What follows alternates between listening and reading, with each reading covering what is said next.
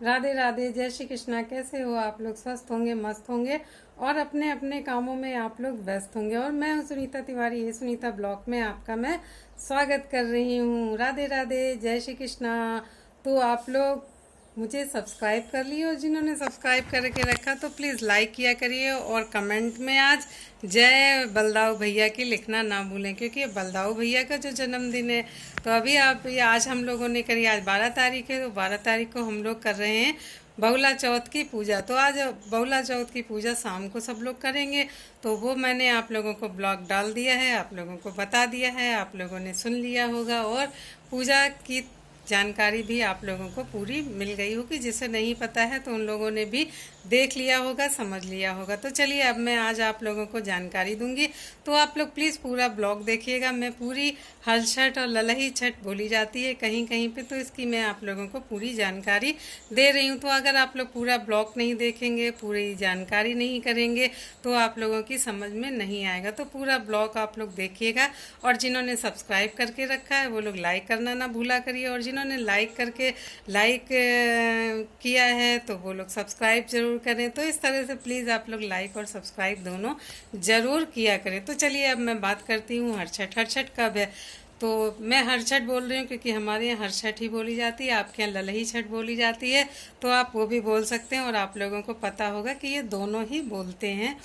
तो जो हर छठ है वो कुछ लोग कह रहे हैं कि 15 को है, कुछ 14 के, तो कन्फ्यूज़न बनाया जा रहा है। तो ऐसा कुछ नहीं है। हरे लले जो हर छठ है ये आपकी 14 तारीख को मनाई जाएगी। ये सुबह 5 बजे से छठ लग जाएगी, फिर आप लोग पूजा करिए, क्योंकि ये पूजा भी सुबह के समय ही की जाती है।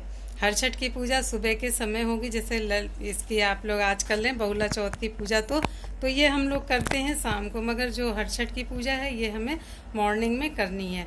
तो इसकी हम लोग पूजा सुबह करेंगे और 12 बजे से पहले आपको ये पूजा संपन्न कर लेनी है। तो ये तो हो गई हमारी छठ की बात कि छठ कब है, 14 और 15। तो 14 तारीख को हम हर छठ की पूजा करेंगे। अब दूसरी बात आती है कि हर छठ में हमें, तो हमारे यहाँ से निकल रही ट्रेन आप लोगों को मैं ट्रेन की आवाज़ सुनाती रहती हूँ, और हमारे यहाँ से बहुत ट्रेनें निकलती रहती हैं। हर थोड़ी थोड़ी देर के बाद ट्रेन की आवाज़ आपको आसानी से सुनने को मिल जाएगी। तो चलिए मैं आगे अब बात करती हूँ। तो हर छठ के दिन हमें सबसे जो एक नियम होता है, ये नियम है कि सबसे पहला और सबसे ज़रूरी नियम है कि हमें इस दिन गाय के दूध का इस्तेमाल नहीं करना है, गाय के घी का भी इस्तेमाल नहीं करना है, और गाय के दही का भी इस्तेमाल हमें नहीं करना है। इस दिन हमें भैंस के दूध का, भैंस की दही का ही इस्तेमाल करना है, और भैंस के घी का ही इस्तेमाल करना है। और दूसरी जो नंबर 2 बातें होती हैं इसका भी हमें बहुत ध्यान रखना है। नंबर 2 पे आता है कि हल्का जूता, जो माएँ इसका व्रत करेंगी तो हल्का जूता खाओ न हल्का जूता रौंदूं आज लला की धों।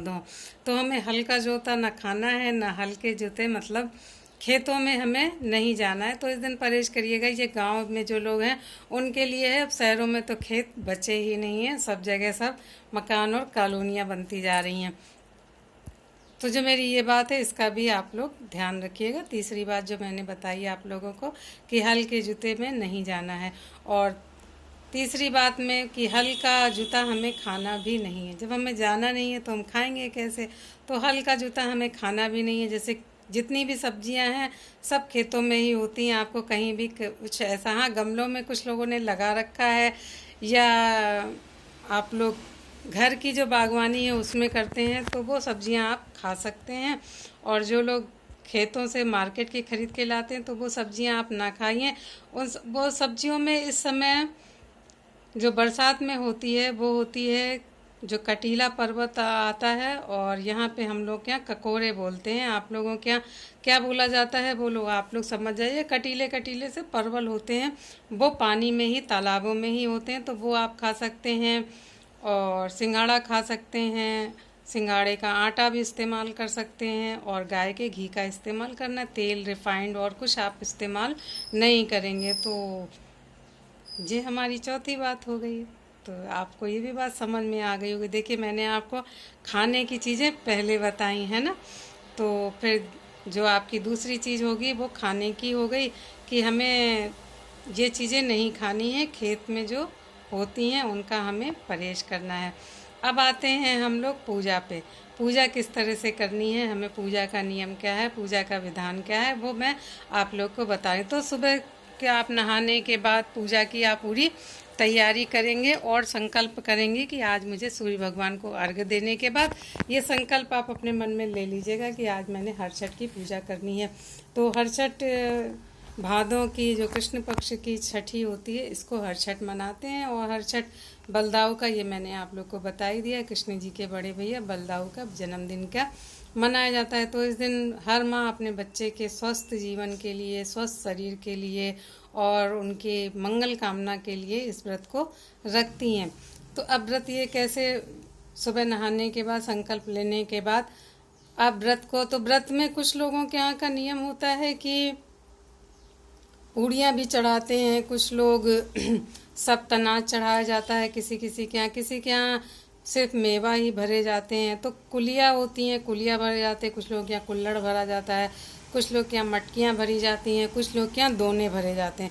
तो हम लोग के यहाँ दोने भरे जाते हैं और हम लोग सब अनाज की ही पूजा करते हैं। सब अनाज बाजार से ले आते हैं और उनको हम लोग दोनों में भरते हैं।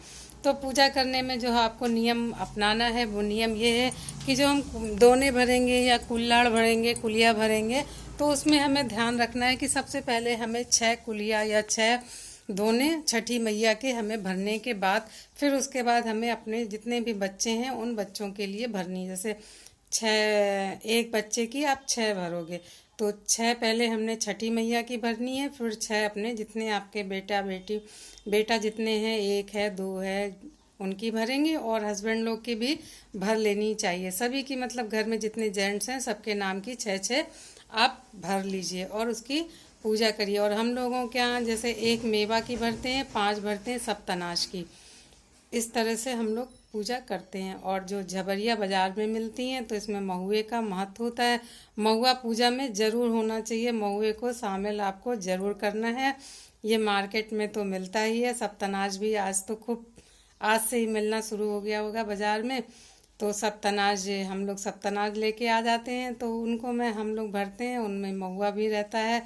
तो महुए का महुआ चीखा ज़रूर जाता, थोड़ा सा दांत से आप लोग चीख ज़रूर लीजिएगा। अगर नहीं खाइए, अगर एक आध खा लो तो अच्छी बात है, महुआ का सेवन ज़रूर करना चाहिए। इस बात का भी आप लोग को ध्यान रखना है। तो जो झबरिया आप बाज़ार से लेके आओगे तो उसको एक पानी की पूजा कहते हैं, तालाब या नदी के किनारे ही करते हैं। तो इस पूजा को नदी या तालाब में तो पॉसिबल नहीं है सबके लिए, और अगर कोई जा भी सकता है तो चला जाए, ऐसी कोई दिक्कत की बात नहीं है। मगर ज़्यादातर लोग कहाँ जा पाएंगे तालाब और नदियों के किनारे। तो इसको जो झबरिया बाज़ार से लेके आओगे, झबरिया मैं इसलिए बोल रही हूँ, इसमें महुए का पत्ते होते हैं, कांस होती है, आजकल बहुत कांस जगह जगह गांव में तो बहुत है। और अभी भी ट्रेन से आप निकलिए तो जगह जगह झाड़ आपको मिलते हैं, तो वो कांस होती है।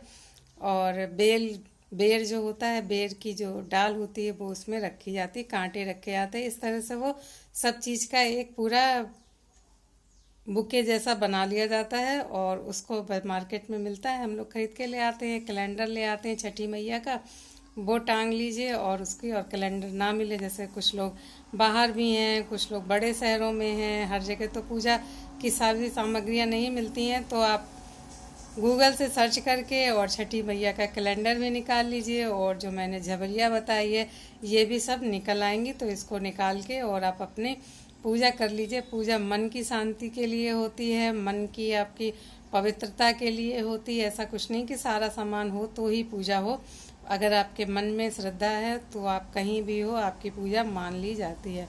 तो ठीक है ना, जिसको जितना सामान मिल जाता है उसकी पूजा करिए। और लाल चावल और ये जो मैंने बताया ना भैंस का दही, इसको रख के हम लोगों के यहाँ चाटा जाता है। तो आपके यहाँ अगर चाटा जाता हो तो आप भी चाटिएगा। चट किया जाता है वो दोने पे पत्ते पे रख के, और हाथ को पीछे रख के और पैर से नीचे निकाल के हम लोग ऐसे करके उसको चाटते हैं। तो अगर आपके यहाँ ये नियम है तो आप भी करिएगा। और फिर उसके बाद सारी पूजा आप करने के बाद कांस में गांठ लगाई जाती है। गांठ हमें 3 से लगानी है, अंगूठा नहीं लगाना है। अंगूठे को अंगूठा दिखाना है, अंगूठा मत लगाइएगा। 3 उंगलियों से और लपेट के इसमें हमें गांठ लगानी। तो एक हमें छटकी लगानी है और जितने बच्चे हों उनकी एक एक गांठ आपको उसमें कांस में लगानी है। तो ये हो गई हमारी पूरी पूजा संपन्न। तो और फिर बाद में छठी मैया की आरती कर लीजिए, उनसे अपने अच्छे बच्चों के स्वस्थ जीवन की कामना की कर लीजिए कि मैया मेरे बच्चे स्वस्थ रहें, प्रसन्न रहें, खुश रहें, उन्हें बढ़िया सुंदर दीर्घायु रहें। और इस तरह से आपकी पूजा पूरी हो गई। तो अगर आप पास समय हो तो मैं छोटी सी और कहानी सुना दे रही हूँ, आप लोग बढ़ा के नहीं देखिएगा, सुन लीजिएगा। छोटी सी मैंने कहानी थोड़ी आप लोग को बता दे रही है। छठी पे लोग करते हैं, आपको सब कहानियाँ नहीं आती हैं। अगर आप एक कहानी ये कर लेंगे ना तो आपकी पूरी, वैसे तो लोग 6 कहानियाँ कहते हैं छठ में, तो कभी कभी नहीं भी याद होती हैं। तो मैं एक छोटी कहानी सुना दे रही हूँ फटाफट से, जल्दी जल्दी से, एकदम सुपर फास्ट से भी सुपर फास्ट। तो इसमें मैंने आपको बताया नहीं, गाय का तो एक ग्वालन होती है। ग्वालन सुबह से जल्दी जल्दी से दूध लेके और निकल जाती है बेचने के लिए कि आज छठ का पूजा मुझे करनी है, और अपने बच्चे को ले लाती है कि जल्दी जल्दी से काम करने के बाद फिर मैं आके पूजा करूंगी। और वो गांव में जाती है तो वो गाय का दूध ले जाती है और झूठ बोल के सबको दे आती है कि ये भैंस का है, भैंस का है, भैंस का। तो सब पूरे गांव में उसका दूध बिक जाता है और वो जल्दी जल्दी से बेच के जब आती है और जब अपने बच्चे को वो झाड़ी में लेटा के और जाती दूध बेचने, जब लौट के आती है तो देखती है उसके बच्चे का पेट फटा हुआ है और वो मरणासन अवस्था में डला हुआ। तो रोने चिल्लाने लगती। तो वहाँ से एक व्यक्ति आता है तो वो पूछता है क्या हो गया, आप क्यों चिल्ला रही हो? तो वो कहती है कि देखो मेरे बेटे को क्या हो गया, मैं दूध बेचने गई थी और मैं जब वहाँ से लौटी तो मेरे बेटे का पेट फटा हुआ, एकदम ये मरने जैसी इसकी अवस्था हो गई है, पता नहीं किस जंगली जानवर ने ऐसा कर दिया। खूब रोने चिल्लाने लगती है। तब वो पूछते हैं उनसे कि तुमने आज कुछ झूठ बोल के तुमने किया, इस वजह से छठी मैया ने ये तुम्हें दंड दिया है। तो फिर वो याद करती, कहती हाँ हाँ मैंने दूध बेचा है, वो गाय का दूध है और मैं झूठ बोल के भैंस का दूध बता के और मैं बेच के आ गई हूँ। तब फिर तो वो कहता है व्यक्ति कि तुम जाओ, मैं बहुत जल्दी जल्दी सुना रही हूँ, आप लोग समझ जाएंगे। तो वो कहता है आप सबसे जाके कह के आओ कि ये दूध गाय का है, इसकी पूजा आपको नहीं करनी। फिर वो जाती है पूरे गांव में बता के आती है कि इस दूध की आप लोग पूजा ना करें, ये दूध गाय का है। तो अब फिर जब लौट के आती है तो व्यक्ति जब तक महुए के पत्तों को तोड़ लेता है और झबरिया, मैंने बोली ना बेर में कांटे होते हैं, तो उसकी डाल वो ले आता है और कांस ले आता है, कांस नुकीली होती, तो उन सबको वो रख के बच्चे के पेट के ऊपर और कांस से उसके बच्चे के पेट को सिल देता है और उसका बच्चा बढ़िया अच्छा हो जाता है। इसलिए महुए के पत्ते, कांस और बेर की उसका महत्व इसमें पूजा में लिया गया है। तो आप लोग भी पानी में, जग में, किसी चीज़ में जो डाल लेके आएंगे उसको रख के और छठी मैया की पूजा करेंगे और आराधना करेंगे अपने बच्चों के लिए उनके सुंदर भविष्य के लिए कि वो खूब खूब खूब तरक्की करें, प्रसन्न रहें, स्वस्थ रहें और हमेशा खुशहाल ज़िंदगी, उन्हें कभी कोई खरोच भी ना आए। तो आप लोग को मेरा ब्लॉग कैसा लगा, अच्छा लगा हो तो प्लीज़ लाइक सब्सक्राइब करें, और जिन लोगों को ना पता हो तो उन्हें शेयर करके आप लोग ज़रूर बताएं। और चीनी की चाय नहीं पीनी है, चाय तो आपको शहद की पीनी है या फिर छुहारे की लोग बना के पी लेते हैं, क्योंकि चाय का नशा है तो पीना ही पड़ेगा।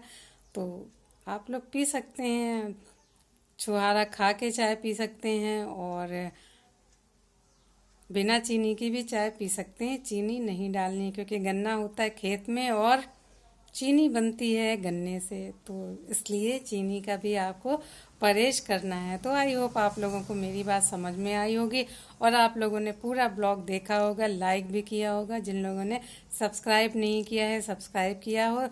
तो राधे राधे, जय श्री कृष्णा। फिर मैं एक नया ब्लॉग लेके आप लोग के सामने आऊँगी, फिर मिलती हूँ। बाय बाय, राधे राधे, जय श्री कृष्णा, जय सिया राम, हर हर महादेव।